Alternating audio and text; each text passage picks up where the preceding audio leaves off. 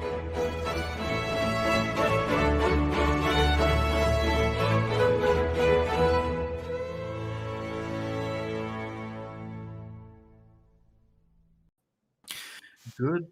afternoon, ladies and gentlemen, and welcome back to the Daily Friend Show. I'm your host, Nicholas Lorimer, and today I'm joined by Mr. Michael Morris. Michael, how are you doing, sir? I'm very well, thank you, Nick. I hope you are too. I am pretty good from. It is very soggy and rainy in Johannesburg today. It is very feels like England. Gabriel, how are you doing in our swampy weather? I'm well. I've been running around in the rain, which I enjoy to do, making fun of people who say it's like England, because of course there are many places that are swampy and rainy. I think it's a little bit like Cape Town. Well, like Cape Town today is truly balmy, sunny, no wind, quite beautiful. So. God damn it, Michael. You sent us your bad weather. And I've been putting my life at risk because I've been walking around the house and outside with very flat, slippery slippers. And I've almost fallen, I think, about 6 times now on the wet stones. So anyway, but that's neither here nor there. Let's talk about the news of today.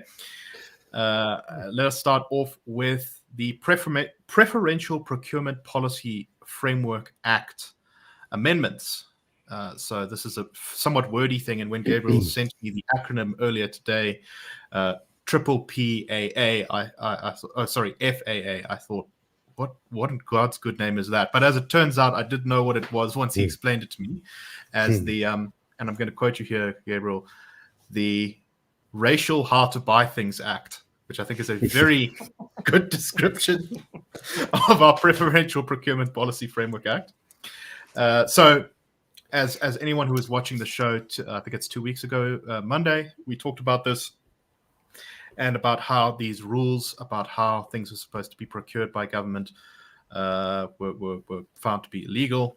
And so they had to be redrawn. And in the meantime, effectively, for at least Eskom and Transnet, the procurement, the sort of BE was suspended, it was cancelled temporarily. Well, the government wasn't going to sit on its laurels for too long about the. Oh, sorry, not its laurels, on its butt for too long about this. Oh, I see we've just lost Michael, and it's now rushed back into to get the BE rules back in place to comply with the court ruling, or at least attempt to. Gabriel, the IRR is making a submission on this today, I believe. Yeah. So how's it, Michael? Good to have you back. Sorry. To all the listeners who saw the show 2 weeks ago, they'll remember that Sarah Gon, our esteemed colleague, was saying, she doesn't think that this is likely to last very long. And I think she's been proven right. South Africa's current administration is not famous for moving quickly. But in this instance, lightning speed, it has come to try and plug the hole. Part of what's interesting here is there's a sort of technical joke in the amendment regulations, in the new regulations, which is that first it says we are drafting these regulations in terms of Section 5 of the PPPFA. And then the last thing that it says in the new regulations is we cancel any regulations that have been drafted in terms of Section 5. So that seems absurd, and it kind of is. It's a little bit of, I think, an inside joke with the Constitutional Court because of the way that the Constitutional Court struck down the regulations. And there the problem is that the Supreme Court of Appeal said, here's the problem with the regulations. They disqualify businesses from bidding to government on the basis of race. That is not transparent. That is not cost effective. And that violates transparency and cost effectiveness are two requirements of the Constitution 217, Section 217 on procurement. They said it's missing that. It's not non-racial. This is as racist as it gets, and it's getting in the way of specific requirements of the Constitution. So we're striking it down. The Concord did the same thing in striking it down, but it used a much more limited reasoning. And so it said Section 5, you can't regulate out of Section 5 of the PPPFA. So it's a very technical kind of argument made by the Concord. And then these guys are saying, well, okay, we'll cancel all regulations coming from Section 5. But since Section 5 is the only part of the law that says we can regulate, we're also going to regulate through the power of Section 5. So there's this mad absurdity. Okay, that's very technical, but I think it should give viewers a flavor of where this argument is going. On the one hand, we've got 80% of South Africans who say jobs should be appointed by merit. We've got 80% of South Africans who say they haven't experienced any form of racism in the last 5 years. We've got 80% of South Africans who say they'd much rather prefer a voucher system to BEE when it comes to housing, health, and education. So we've got 80% of South Africans that are really on board with going back to merit, with treating people like people and not like quotas. We're in a good place with 80% of South Africans, but we've got a very noisy 20%, and we've got a government that's kind of in hock to that noisy 20%, promising more aggressive BEE. Cyril Ramaphosa saying the problem is basically that we haven't taken BEE far enough. The absurdity of that billionaire president's children being classified as previously disadvantaged, sort of sailing over the heads of every South African journalist and commentator that's had an opportunity to ask Ramaphosa, how can you possibly look yourself in the mirror with a law in place that qualifies your own very, very privileged children as previously disadvantaged? Isn't that just ridiculous? Isn't there something to be done about that?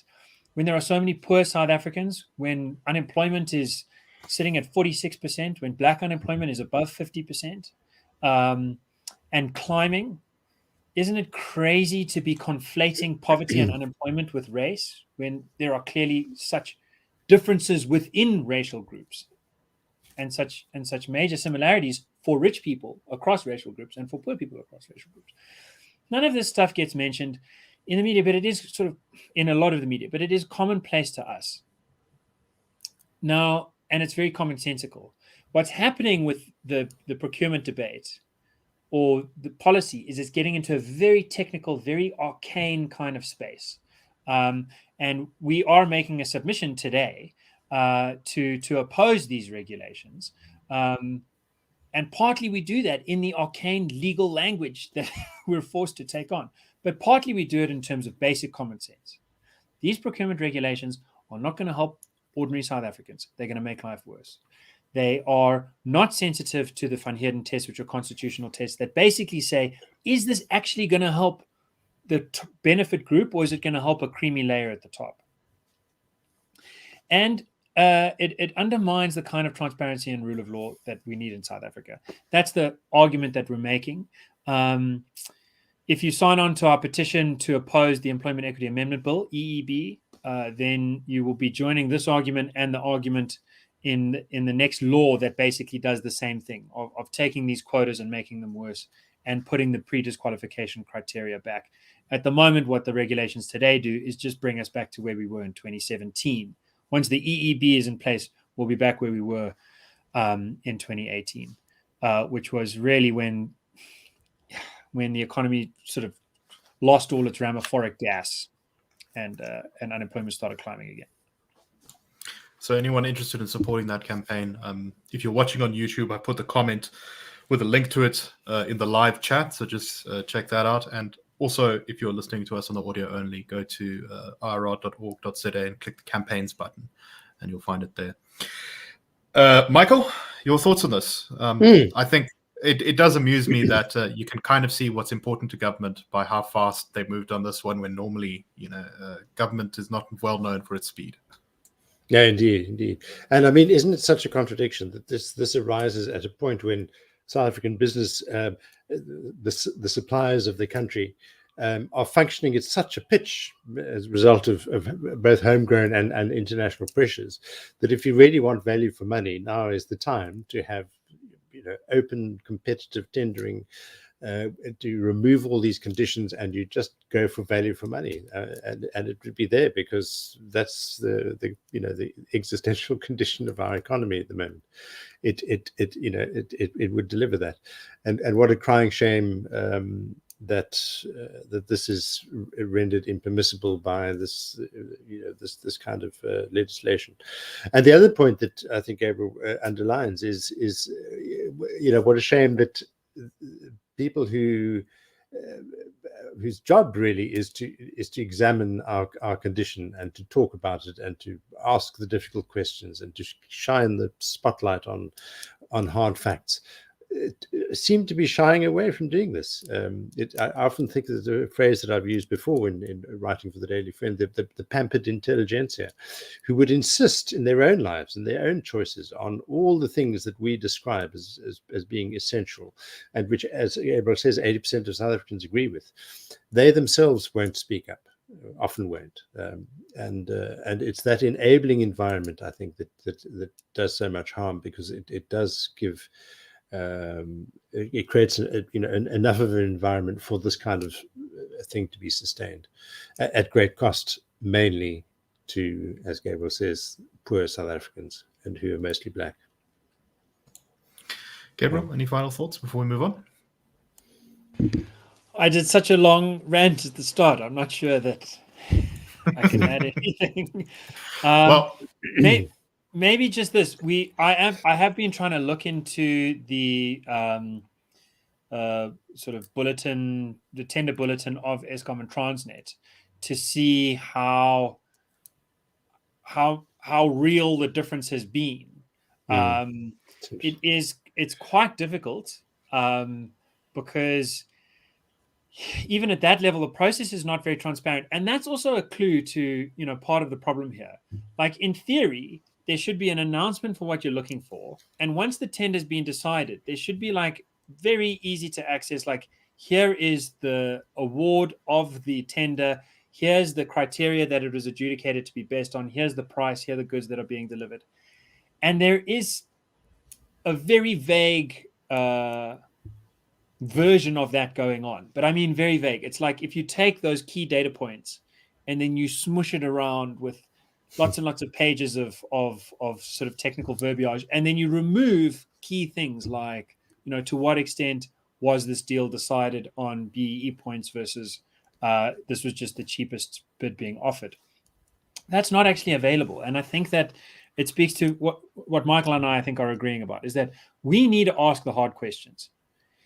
And we is like all South Africans, and especially those South Africans that have the privilege of it being their job, people who are empowered by the reader or the donor to go and do that. We need to do it pretty relentlessly, because wherever that spotlight is not shining, I think our manufacturers, our producers, our procurers, our government officials, corruption is pretty endemic in all of those spheres. If people are not being watched, they're going to get away with whatever they can get away with. So it kind of ultimately comes down to us to not let people get away with wasting our money. Yeah. All right, before we move on, I do want to mention something I forgot to mention at the beginning of the show, which is, and I'll reference a comment by one of our viewers, David, here. He says, does anyone know who Zuma's doctor is? I need a few days off with this weather. And that's the story that we're not going to be talking about today, which is that Jacob Zuma appears to be once again involved in some court shenanigans, which are somewhat amusing to read in a sort of, darkly comedic way. But yeah, I don't think it's particularly important for us to talk about. Right. However, we are going to continue to talk about the ANC and KZN. Because Zandile Gumede, I think she was formerly the mayor of eThekwini, of Durban. She was asked to step aside because she was facing more than 2,000 charges related to 320 million rands solid waste contract that the city gave out. She's basically accused of corruption. She agreed to step aside from party activities while this was adjudicated in the courts. However, apparently, stepping aside from party activities doesn't preclude you from standing for election in a party provincial in a regional congress. So Zandile Gumede was elected regional chairperson of the ANC in the eThekwini region. She won 210 votes to her opponent, who got 181. And afterwards, her opponent, in a show of unity and solidarity, his name is Tabani Nawose, said that, I look forward to working with Zandile Gumede, and that both of us share the same vision for the region's future. So this has been kind of taken up as evidence that a lot of Ramaphosa's promises to reform the ANC, to regenerate the ANC. I mean, even Kgalema Motlanthe, who is critical of the party in some ways, is talking about the ANC as in a process of renewal and reform. I don't know about that. Michael, what do you make of this story? I mean, the little detail that I love here is there's a Twitter video or video shared on Twitter of the sort of top table and the officials looking either perplexed or celebratory. It's difficult to tell. But behind them is a poster which refers to growth and transformation in pursuit of a better life. Well, I mean, here's a classic case, a bit like the Zuma shenanigans, but this is perhaps much more important, of the ANC asking us to take them seriously, and it just is not possible. If this is literally what they are willing to do, this comes a week after a guy facing murder charges gets elected as Treasurer General from Mpumalanga. Exactly. So I'm afraid, not much growth and transformation in pursuit of a better life here. We know exactly what's going on, and it's just the shamelessness of it, I think, which is kind of shocking. But it is unfortunately, what we've come to expect. So quite tragic ultimately, because again, it's the reckoning is paid by others, and we know who they are. So, Gabriel, I know this is a particular bugbear of yours, in that, so I'm going to give you another opportunity to beat a horse that should be dead, but isn't, which is that people have described Gumede as belonging to the RET faction, that is the Radical Economic Transformation faction of the ANC. But you have a long-standing gripe about this, so why don't you tell us about it? Sis! Gumede belongs to the anti-RET faction. RET stands for Ramaphosa Economic Transformation. Everybody knows this who actually follows the ANC closely. Come, let me whisper to you. What does RET stand for? It stands for expropriation without compensation. An idea that Jacob Zuma mostly poo-pooed right until the end of his presidency, but that Ramaphosa endorsed from the beginning of his presidency. And he tried to champion its way through a constitutional amendment. It's still going through the expropriation bill and through the land courts bill. Number two, RET means NHI. It means nationalizing private health, something that no one has made more strides to achieving than Cyril Ramaphosa. That's why it's Ramaphosa Economic Transformation. RET stands for prescribed assets. The first big win of the IRR of Ramaphosa's presidency was after the Nasrec conference that elected Ramaphosa. The ANC said we have to investigate the possibility of using people's pensions to keep SAA flying. Ramaphosa appointed Pravin Gordhan and Ibrahim Patel, who had a complete commitment to taking old people's money to make SAA fly forever and keep Eskom going without proper discipline within the ranks. That was RET. RET keeps going down the line. My favorite RET bugbear at the moment is endless BEE, more BEE. The RET's answer to the question, what's wrong with BEE, is that there's not enough of it. Not enough money has been taken from the poor and given to a small group of rich people of all races. So, who's pushing that the most? Cyril Ramaphosa. I agree that Gumede, and by the way, the only person who seems to agree with me on this is KZN Premier Sihle Zikalala, who said, in light of recent events, please guys, don't confuse things. Everyone in the ANC is RET. The problem is, in Jacob Zuma's era, they were not actually implementing RET. They were not trying to implement expropriation without compensation. They were not trying to implement more aggressive BE. They were not trying to implement prescribed assets. They were just sitting on their hands. Now the new guys are pushing much harder, and the old ones like Batabile Dlamini and so on, who have kind of been replaced, are starting to say, no, we are the real RET. And Sihle Zikalala is smart enough to see that is nonsense. So I hope against hope, that you will also see that it is nonsense. that there is one ideology at the ANC. It is called RET. Ramaphosa is the head of that party, and that where there are disagreements, it is not about the route that this country should go down. And I choose the word down advisedly. It is rather about who should be at the steering wheel when we go down. Of course, there's disagreement about that. Who should have the comfiest nest? Who should be the most pampered, as Michael just said? There's major disagreement within the ANC about that. But there, as far as I can tell, is total unanimity about Ramaphosa economic transformation. And I'm so glad that KZN is making the point where Gauteng and the experts in the Western Cape seem to miss the wood for the trees.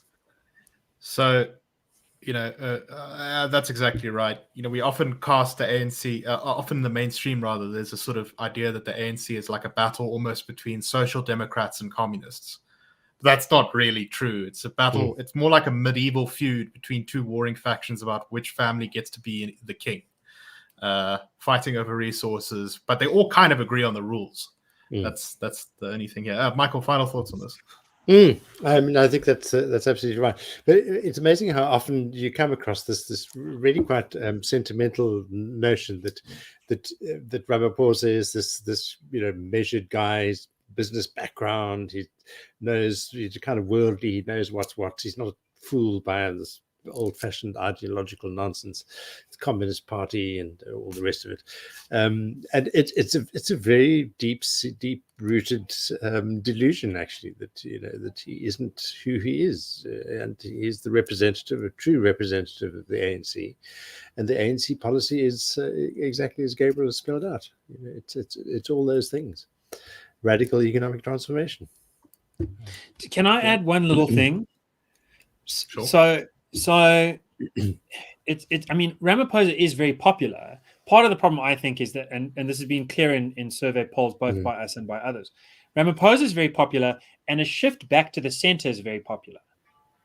And I think that's why the mistake is so easily made. People confuse the wish of ordinary South Africans and the love of ordinary South Africans for him being actually keen on going in the same direction. Yeah. And if you want to know why this is wrong, just recall, as our colleague was saying this morning, I haven't heard it all year, but this guy did say that, the grand long-term strategy, everyone who likes Ramaphosa into the long-term strategy, his long-term strategy is to boil people like frogs and take away their assets, so slowly that they don't hop out the water and redistribute it. And our colleague pointed out that it's a mistake actually to think that it's just white people that are supposed to be boiled by frogs. In the original story, if you look at the full ANC policy, it's the middle class.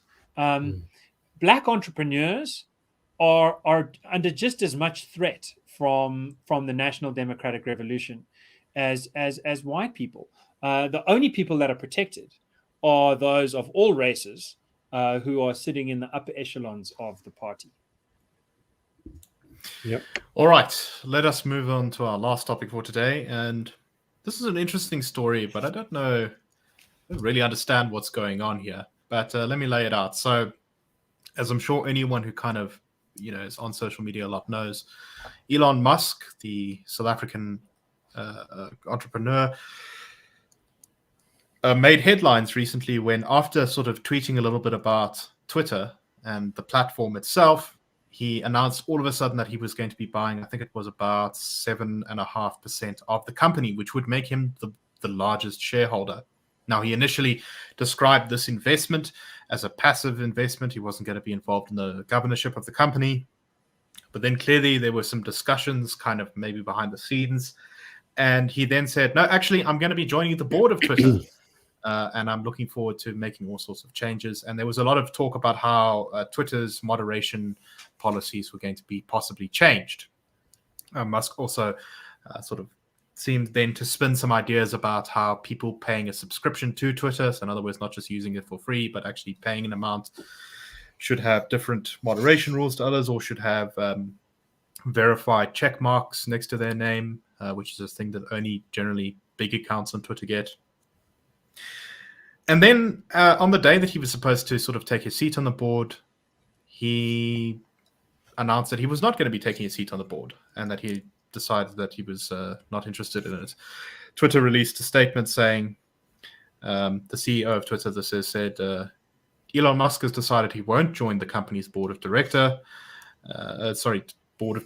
He and that Twitter was committed to moving forward as it always had to provide a great platform to encourage, discussion of various topics. Just kind of a fairly bland corporate thing. There's some indication that there might have been some drama behind the scenes because the statement said something along the lines of ignoring the noise and going forward with the excellence that Twitter is committed to. But a kind of a slightly weird circumstance all around. Gabriel, what do you make of all this? Small correction. It was 9.2%. Elon Musk owns 9.2% of Oh, Twitter sorry, now. my mistake. That's fine. And Twitter's worth like $37 billion or something.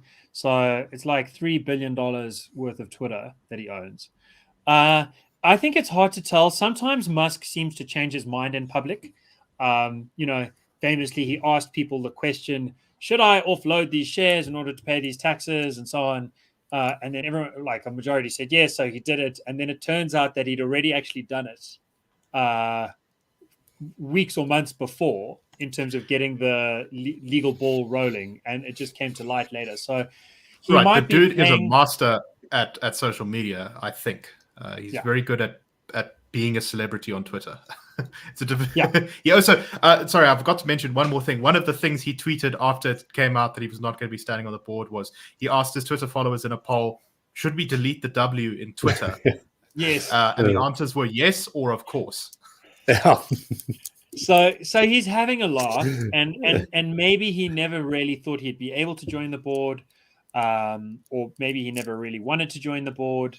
There's some thoughts that once you've joined the board, I'm not sure if you said this, there's a cap on how many shares you can buy. Now that he's not on the board, he can keep buying more shares, which potentially gives him the option for a hostile takeover to get rid of the current board, to be able to get rid of the current CEO and replace them with people. You can't buy more than 14.9% of the company if you are on the board. Yeah. So and that's precisely because people who are on the board are supposed to be playing along together. Whereas once you start buying a hell of a lot of shares, you're trying to be the boss of the game. What does Elon Musk want to be the boss of the game for? If he does, we don't know. He says it's because he wants to secure freedom of speech. So Twitter has involved itself in canceling, most famously, Donald Trump, and controversially, but in various other ways has made political judgments that some people have considered to be salubrious and good, and others have considered to be outrageous and an infringement of the de facto public square. The idea of Musk buying it, at least according to his own Twitter profile, is that he wants to reduce the amount of censorship and increase the amount of disagreement. I'm not sure if I believe him on that. I mean, look, let me put it this way. I actually do believe him quite confidently in general, but I don't know how it would play out. For example, I don't know if him being in charge would mean Donald Trump gets his Twitter account back. And I think to a lot of commentators, that's going to be the only thing that matters, for better or worse. Anyway, so I think this is a confusing time. And as always with Musk, like, I've got a lot of respect for him. I think that what he's probably going to win out of it. And generally when he does well, it's good for society, whether it's flying to space more cheaply or electric cars. Then again, maybe the man will make a mistake here. Let's see. I don't know. I really don't know. It's a weird one. Michael, in the last 60 seconds or so, your thoughts? Difficult I find it difficult to make head or tail of it, really. I suppose I often find the world of the very wealthy to be more a world of spectacle than anything else. And it's quite difficult to, I'm sure there are lots of machinations in the background and so on, but it's quite difficult to make rational sense of it all. But of course, there are consequences, as Gabriel has pointed out. And ultimately, perhaps the best thing is that Twitter, like other private companies, functions in an open market, can only function in an open market, and that's really up to people themselves to actually make choices there that will influence the future of these organizations. Well said, sir. All right. And with that, I think we're going to call it for today. Thank you very much for listening. If you enjoyed the show and want to support the organization behind the Daily Friend, that's, of course, the Institute of Race Relations, please SMS your name to 32823. It's on the banner behind me for those watching the video version. And, of course, we always ask you to leave us good reviews, give us ratings on your podcast apps, and all that good stuff. Anyway, thank you very much, and we will see you tomorrow for the Daily Friend Show. Cheers, everyone.